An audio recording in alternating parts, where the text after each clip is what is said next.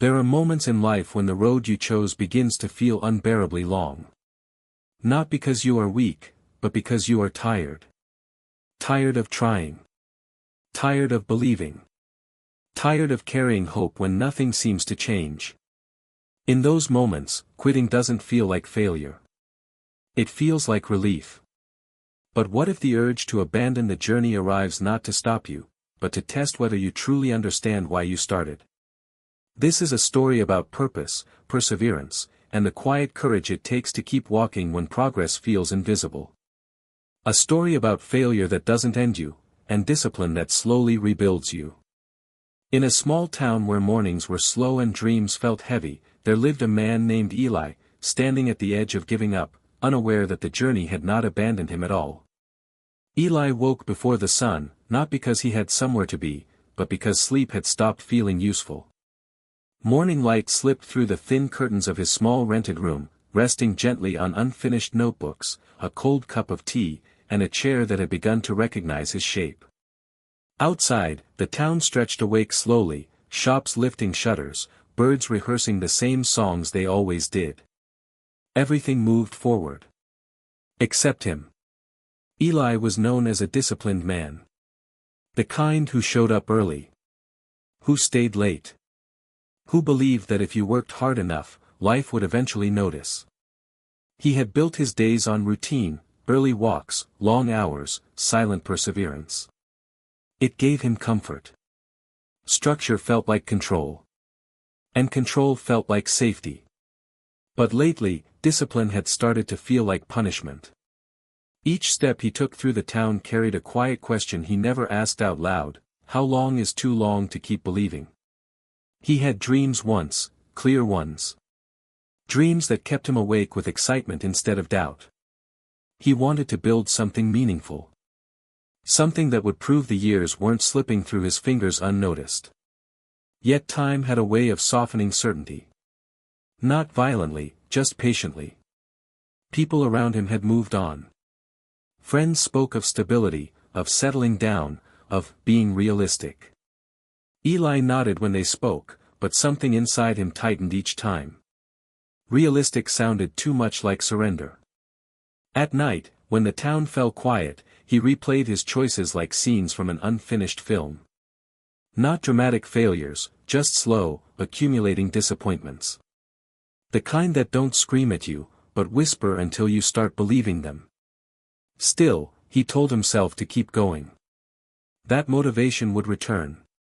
That purpose would reveal itself if he stayed disciplined long enough. And maybe that's where you recognize yourself in him, standing still while calling it patience. Holding on while quietly wondering if you're just afraid to let go. Eli didn't know it yet, but this tension, between persistence and exhaustion, was the first signal that the journey was about to change. Not end. Change. Because sometimes, the beginning of transformation doesn't arrive with clarity, it arrives with doubt, wearing the familiar face of another ordinary morning.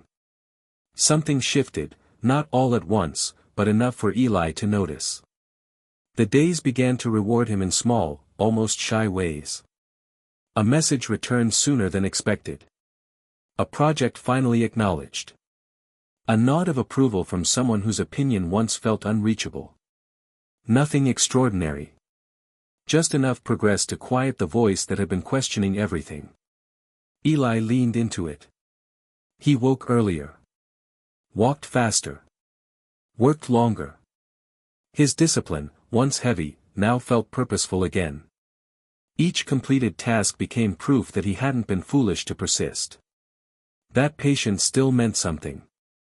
That the journey was, finally, moving forward. People began to notice him again. You've been consistent, they said. You're going somewhere, they added. Those words mattered more than he wanted to admit. With every small victory, his confidence grew, not loudly, but steadily. Motivation returned, carrying warmth instead of pressure. He started to believe that strength was simply a matter of enduring long enough. That failure had been a phase, not a verdict. Inside, something fragile formed, expectation. Eli began measuring his worth in momentum. Good days meant progress. Progress meant meaning. And meaning, he believed, meant peace. When things went well, he felt aligned. When they slowed, anxiety crept in quietly, like a shadow at the edge of the frame. Still, he told himself this was growth. This was transformation. This was what perseverance looked like.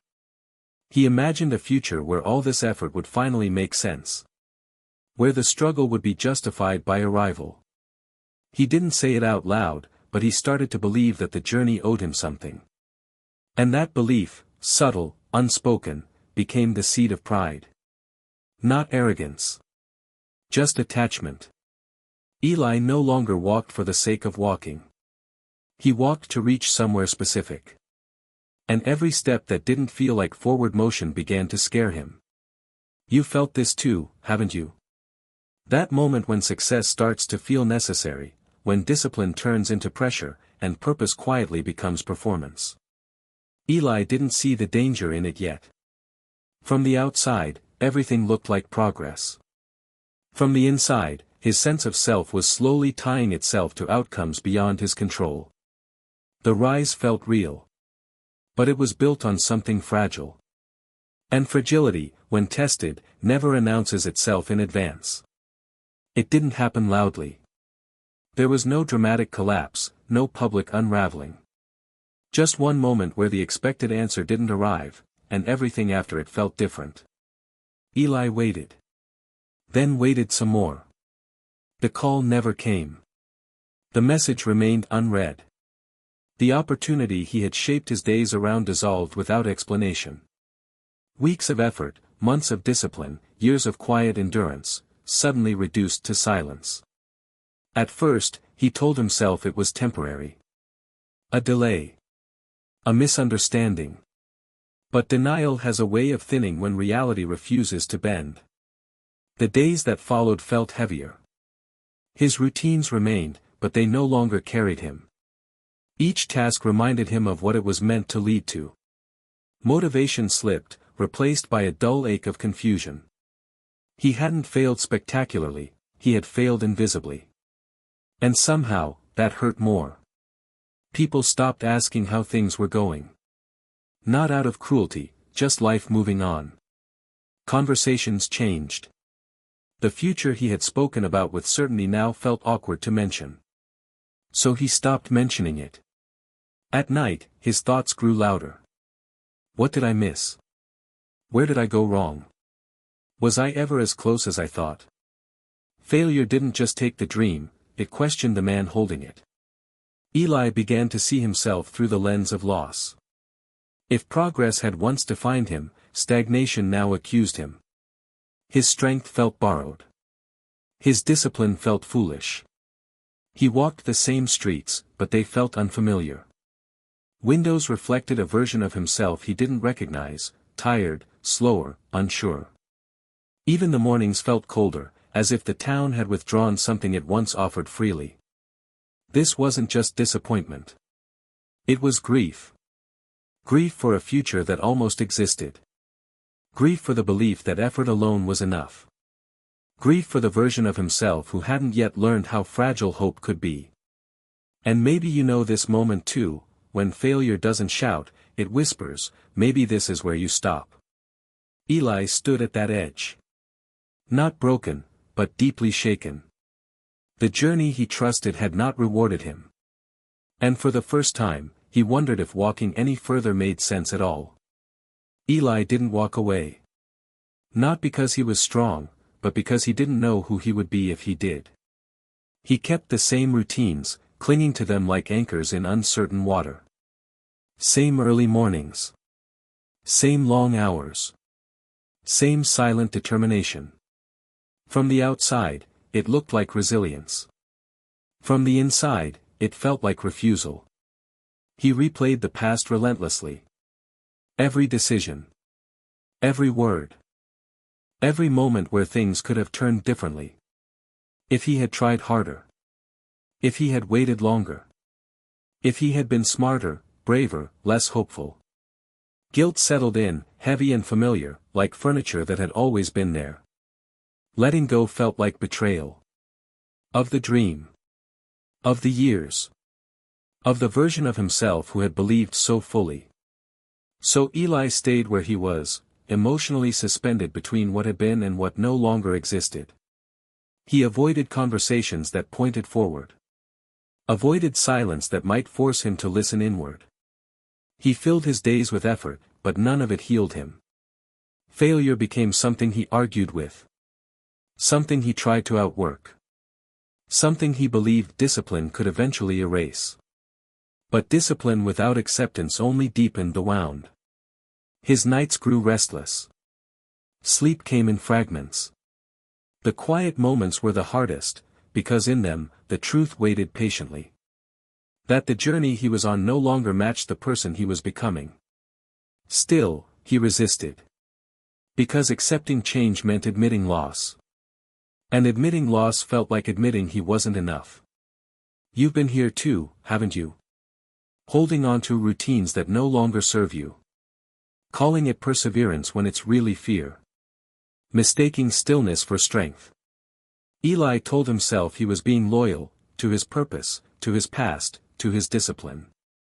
But beneath it all, he was afraid of the emptiness that might appear if he finally stopped running in place.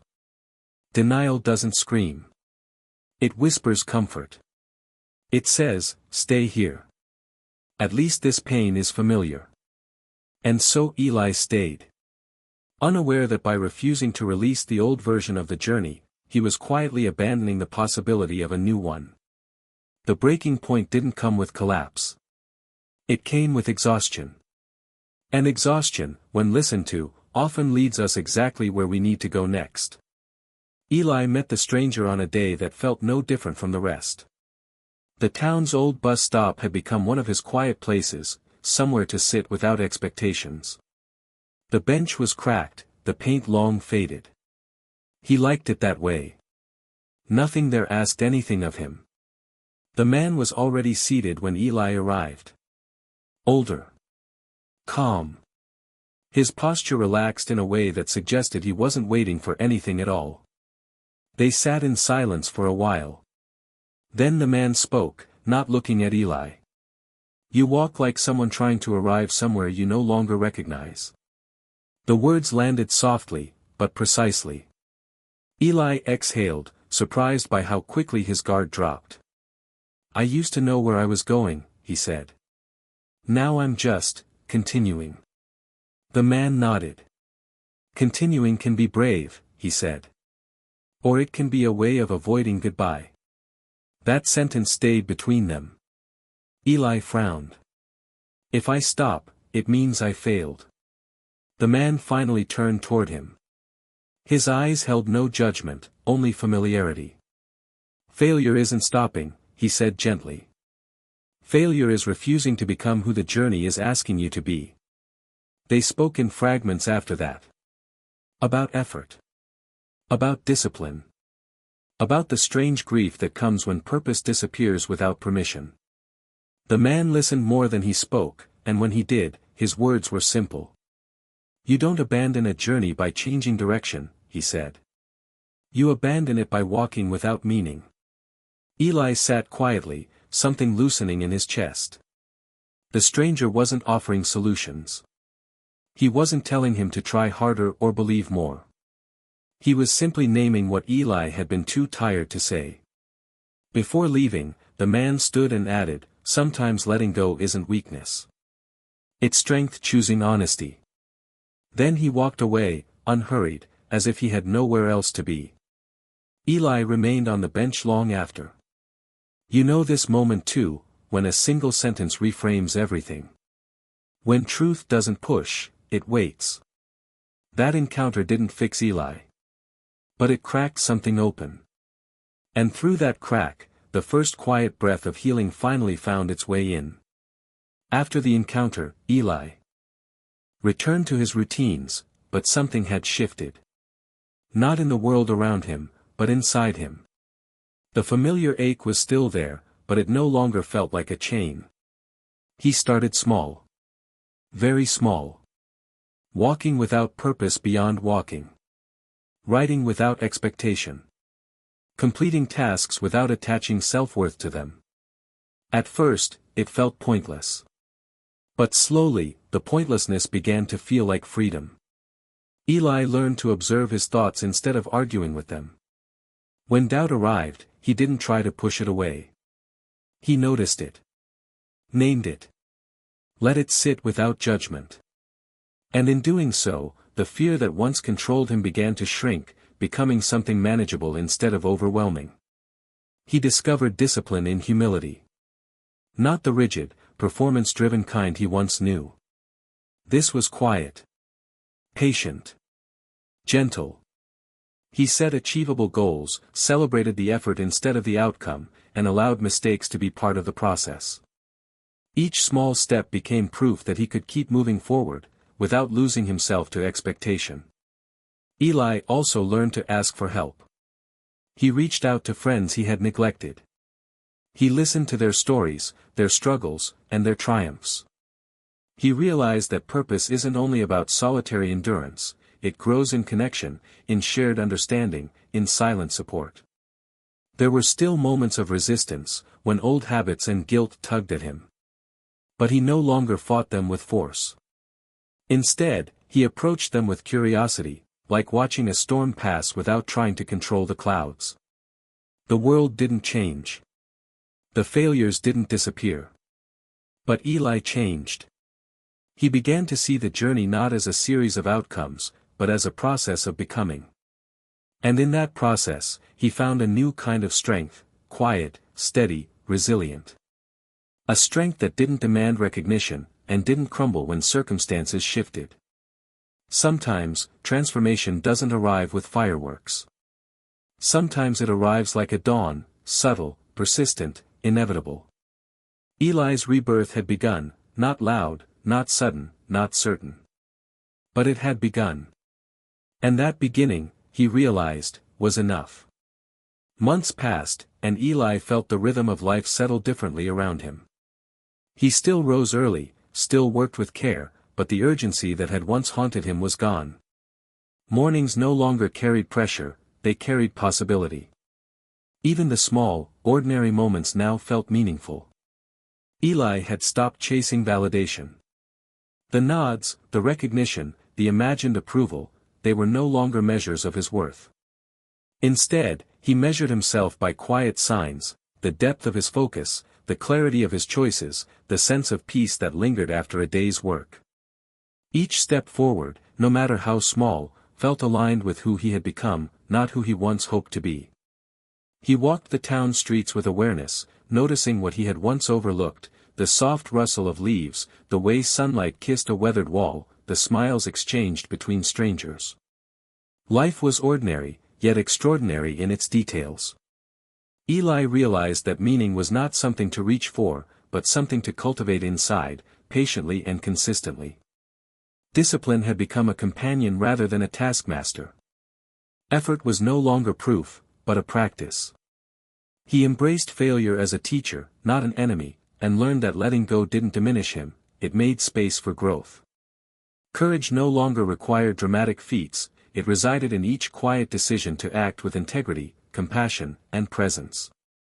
Sometimes, he caught himself smiling at setbacks that once would have crushed him. Challenges still came, but they no longer dictated his inner state. He had discovered a resilience that was deep and silent, a strength that endured because it no longer depended on external outcomes. Eli's purpose was no longer a distant horizon, it was here, in the act of walking, of living, of showing up fully, even when results were uncertain. The journey had changed, and so had he. What once felt like struggle now felt like rhythm, what once felt like weight now felt like freedom. And in that quiet transformation, Eli realized the most profound truth: the journey never abandoned him. He had only needed to stop holding it at arm's length. And when he did, the new dawn was waiting. Would you like me to expand Chapter 8, the lessons outro next? The story of Eli is not just his, it is yours, mine, and anyone who has ever felt the weight of a journey that seems endless. Life does not reward persistence with guarantees, but it rewards honesty, awareness, and courage. There are truths in his experience that apply to every path we walk. First, perseverance is not blind endurance. Sometimes, the bravest act is pausing, listening, and reflecting before taking the next step. Second, discipline is not punishment, it is the quiet companion that guides us when motivation fades. Third, failure is not final. It is a mirror, reflecting what we must release, what we must learn, and what we have yet to understand. Fourth, letting go is not weakness. It is strength choosing wisdom over stubbornness. Fifth, transformation begins with small, intentional steps. Healing does not arrive suddenly, it grows like dawn, slowly, persistently, inevitably. Sixth, purpose is discovered, not given. It lives in the choices we make daily, in the effort we invest, and in the care we show ourselves and others. Seventh, courage is quiet. It is the steady refusal to let fear decide the shape of your life. Eighth, hope is always available. Even when the path seems impossible, a single step forward reawakens it. Eli's journey teaches us that the end of one chapter is often the beginning of another, and that every setback, every moment of doubt, every quiet failure is part of a larger story, your story. So when the weight of the journey presses down, remember, do not abandon it. Walk with awareness, with patience, with humility. Trust that even the smallest steps are reshaping you. And when you feel ready, share your story, inspire another, and continue, because the journey is not done, and you are not done either. The road is waiting, and it begins again, one step at a time.